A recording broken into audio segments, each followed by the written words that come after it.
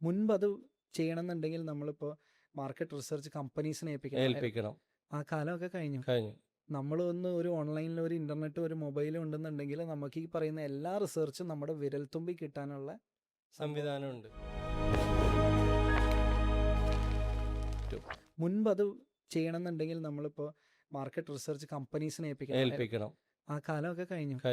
നമ്മൾ ഒരു ഓൺലൈനിൽ ഒരു ഇൻ്റർനെറ്റ് ഒരു മൊബൈലും ഉണ്ടെന്നുണ്ടെങ്കിൽ നമുക്ക് ഈ പറയുന്ന എല്ലാ റിസർച്ചും നമ്മുടെ വിരൽത്തുമ്പി കിട്ടാനുള്ള സംവിധാനമുണ്ട്. ഇപ്പോൾ ക്ലോഡ് വന്നു, ChatGPT വന്നു, അല്ലെങ്കിൽ ഈ പറയുന്ന ഏത് ജനറേറ്റീവ് AI പ്ലാറ്റ്ഫോം എടുത്താലും ഇതെല്ലാം വച്ചിട്ട് നമുക്ക് പെർപ്ലക്സിറ്റി ഇങ്ങനെയുള്ള ഏത് പ്ലാറ്റ്ഫോം എടുത്താലും നമ്മൾ എന്ത് പ്രൊഡക്റ്റിന് ഏത് മാർക്കറ്റിൽ എന്ത് സാധ്യതയുള്ളതെന്നുള്ളത് നമുക്ക് 5 മിനിറ്റിൽ നമുക്ക് പഠിപ്പിച്ചു തരും. അത് മാത്രമല്ല അതിന്റെ സോഴ്സിങ് വരെ പഠിപ്പിച്ചു. ആ സപ്ലയർ ആരാണ്, അത് എങ്ങനെ മാർക്കറ്റ് ചെയ്യുക, അത് ഏത് രീതിയിൽ മാർക്കറ്റ് ചെയ്യണം, അതിന് എത്ര ബഡ്ജറ്റ് വരും, അതിന് എന്തൊക്കെ സ്റ്റാഫിനെ ഏതൊക്കെ എടുക്കണം എന്നുള്ള കൃത്യമായിട്ടുള്ള നോഹവ് ഈ പറയുന്ന AI തരും. അപ്പോൾ ഇ-കൊമേഴ്സിനെ പ്രോപ്പർലി എനേബിൾ ചെയ്യണമെന്നുണ്ടെങ്കിൽ നമ്മൾ എന്ത് ചെയ്യുക, നമ്മുടെ മൈൻഡ് സെറ്റ് മാത്രം ഒന്ന് മാറ്റിയാൽ മതി.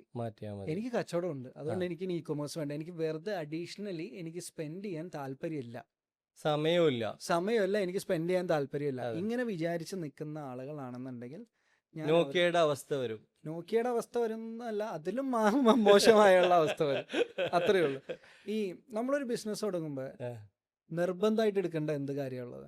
Trade licence.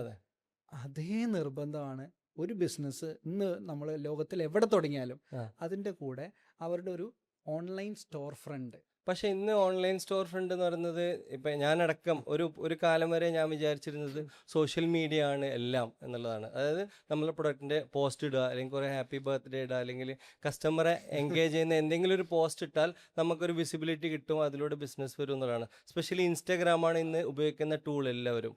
ശരിക്കും ഓൺലൈൻ സ്റ്റോർ എന്നുള്ളത് ഒരു ഇ-കൊമേഴ്സ് വെബ്സൈറ്റ് തന്നെയാണ്. അത് ഓൺലൈൻ സ്റ്റോർ എന്ന് പറഞ്ഞാൽ നമ്മൾ പണ്ട് എന്തുകൊണ്ടാണ് നമ്മൾ ഷോപ്പ് എടുത്തത്? കടകൾ എടുത്തിട്ടാണ് നമ്മൾ കച്ചവടം ചെയ്യുന്നത്. ഓക്കെ, കടകൾ എടുക്കുന്നത് എന്തിനു വേണ്ടിയിട്ടാണ്? ആ കടയിലേക്ക്, അതായത് എടുക്കുന്നത് ഒരു ക്രൗഡഡ് പ്ലേസിലായിരിക്കും അല്ലേ? ഇപ്പൊ ഒരു മലയാളികൾക്ക് വേണ്ടിയിട്ടുള്ള ഒരു ബിസിനസ് ആണെന്നുണ്ടെങ്കിൽ കരാമയിൽ പോയിട്ടായിരിക്കും ഒരു കട. ഒരു ഹോട്ടൽ തുടങ്ങണ്ടി ഫസ്റ്റ് എല്ലാവരും പറഞ്ഞ് നിങ്ങൾ കരാമയിൽ തുടങ്ങും എന്നായിരിക്കും പറയുന്നത്. അതെന്തുകൊണ്ടാണ്? ആ മലയാളി ക്രൗഡ് ഒരുമിക്കുന്ന ഒരു സ്ഥലം അതാണ്. അപ്പോൾ ആ സ്ഥലത്ത് നമ്മളുണ്ടായ നമ്മുടെ കടയിലേക്ക് ആൾ വരും. അല്ലെങ്കിൽ നമ്മൾ എന്ത് ചെയ്യും, കട എടുക്കുമ്പോൾ ഒരുപാട് വാക്കിൻസ് ഉള്ള ഏരിയയിൽ പോയിട്ട് എടുക്കും. അതായത് ആളുകൾ ഇങ്ങനെ നടന്നു പോകുന്ന സ്ഥലത്ത് പോയിട്ട് കട എടുക്കും അല്ലേ? അപ്പൊ അന്ന് അങ്ങനെയായിരുന്നു. ഒരു 10 വർഷം മുമ്പ് അല്ലെങ്കിൽ ഒരു 10-15 വർഷം മുമ്പ് കട എടുത്താൽ മാത്രമാണ് കച്ചവടം ചെയ്യാൻ പറ്റുമോ? ഉറപ്പായിട്ടും. ഇന്ന് അങ്ങനെയല്ല.